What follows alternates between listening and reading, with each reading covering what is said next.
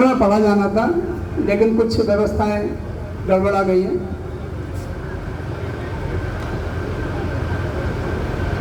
विषय था गंगा की निर्मलता, चुनौतियां और समाधान। इस पे मैं शारदे को नमन करता हूँ, उस देवभूमि को नमन करता हूँ, वंदन करता हूँ। दिव्य गंगा सेवा मिशन हरिद्वार की ओर से आयोजित दिव्य गंगा महोत्सव में पधारे सभी देवतुल्य भाइयों, शक्ति स्वरूपा बहनों को प्रणाम करता हूँ और श्रद्धेय मंच को नमन करता हूँ। मैं अनिल राही, ग्वालियर, मध्य प्रदेश से आज के विषय गंगा जी की निर्मलता, चुनौतियां, समाधान और मानवीय स्वास्थ्य पर अपना लेखन प्रस्तुत कर रहा हूं। मैं अपने गुरुवर के चरणों में सत नमन करता हूं। भाइयों बहनों, गंगा पतित पावनी है। जब तक पतित लोग रहेंगे तब तक गंगा को रहना है। हिमालय से समुद्र को जोड़ने वाली गंगा का जल प्रवाह है, परंतु साथ ही गंगा विचार और संस्कृति है। हमारे विश्वासों में अपनी सारी विशालता, पवित्रता के साथ वे सर्वाधिक पूज्य भी हैं। भारतीय विश्वासों में पूजा, विवाह, मंगल, दीपार्चन और महाशमशान जैसी सत्य क्रिया आस्थाओं में ब्रह्मलोक से शिवलोक तक, कमंडल से जटा तक और सुरसरी देवनीत के रूप में प्रणम्य है। भाइयों बहनों, माँ गंगा कितनी निर्मल, पवित्र और पुण्यदायिनी है, मोक्षदायिनी है, इसका प्रमाण मत्स्य पुराण के 126वें अध्याय में मिलता है। पवित्राणाम पवित्रम च मंगलानाम च मंगलम, महेश्वर श्रेयोभ्रष्टा सर्व पाप हरा शुभा।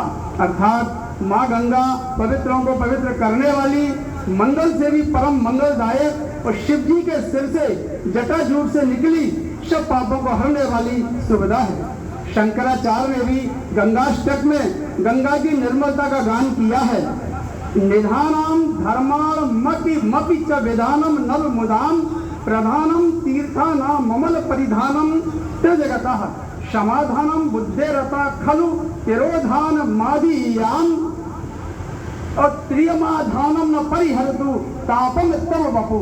अर्थात हे माता, तुम्हारा ये जलमय शरीर जो कि धर्मों का खजाना है, मुमुक्ष जनों की नैतिक क्रिया है तथा बुद्ध मानव की बुद्धि का समाधान पात्र है, कुबुद्धियों का तिरोधान आच्छादन है और लक्ष्मी का आश्रय है, वह मेरे सारे संतापों को दूर करे। स्वामी रामतीर्थ का भी कहना है, गंगा गंगा कहत ही निर्मल होत शरीर और गंगा गान आदि ध्याये श्रेयस नहाए रहित न पीर। डॉक्टर मुरलीधर दवे गंगा की निर्मलता पर उनका कहना है, हे गंगे तेरा क्या कहना, सदियों से बहती आई हो, भारत की भोली जनता का अधदूषित शहती आई हो, तेरा जल अमृत लगता है, क्रमहीन मनुष्य जो ग्रहण करे। पंडित कौशिक रविंद्र उपाध्याय ने भाव विभोर होते हुए कहा है, गंगा तुम्हारी गाथा कितनी धवल निमल है, गंगा तुम्हारी गाथा कितनी धवल विमल है, अमृत को कौन पूछे जब पास गंगा जल है, अमृत को कौन पूछे जब पास गंगा जल है। इस तरह से भारतवर्ष के अनेक ऋषि, संत, महात्मा, कवि, विद्वान मनीषियों ने गंगा की निर्मलता में प्रकाश डाला है। मित्रों, अब बात करते हैं गंगा के बहते अविरल निर्मल प्रवाह की चुनौतियों की। गंगा की पीड़ा आज के समाज की संवेदनहीन दशा को अभिव्यक्त करती हुई सुश्री मीरा कुमार की ये पंक्तियां हैं, सुनिए।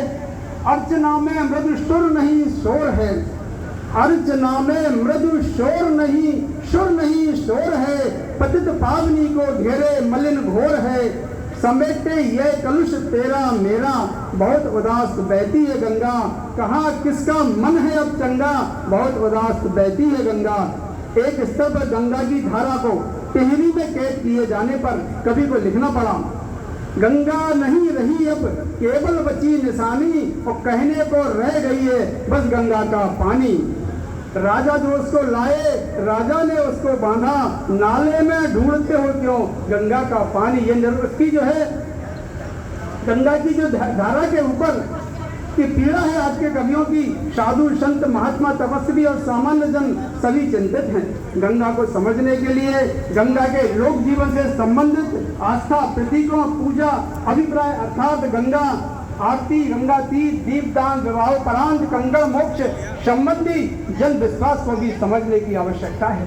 भाइयों बहनों, अब बात करते हैं गंगा के समाधान की। गंगा केवल नदी नहीं है, हमारी माँ है। उसकी रक्षा ही शक्ति भक्ति है। गंगा जो हमारे लिए जीवन से अधिक कीमती वो महत्वपूर्ण है। आज गंगा जिस प्रदूषण के दौर से गुजर रही है वो सभी को ज्ञात है। देश की बहुत सी सामाजिक संस्थाएं, भारत सरकार का गंगा सफाई मंत्रालय, प्रदेश की सरकारें और व्यक्तिगत स्तर पर लोग यहाँ यह बताना उल्लेखनीय होगा कि अखिल विश्व गायत्री परिवार के शब्द आंदोलन पर्यावरण संरक्षण के अंतर्गत गंगा सफाई अभियान भी शामिल है, जिस पर मिशन के कार्यकर्ता जी जान से जुटे हुए हैं। माँ गंगा केवल जलधारा नहीं है बल्कि भारत की आत्मा है।